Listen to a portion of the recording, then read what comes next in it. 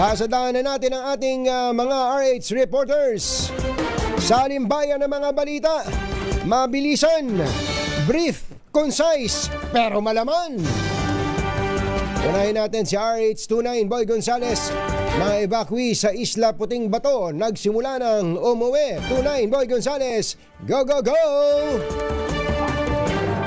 Anthony, nagsimula nang umuwi sa kanyang bahay ang nasa 1,000 pamilya na pasamantalang biligas dahil sa super typhoon na Pepito.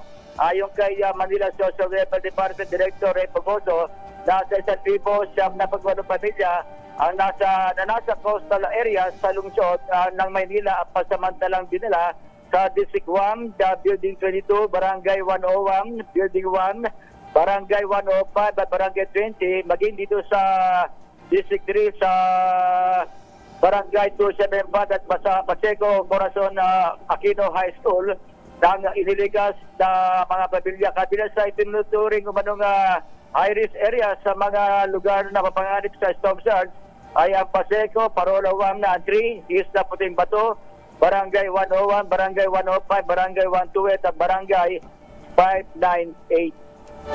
Ito si Boy Gonzales para sa DCRX, una sa Pilipinas, una sa Pilipino.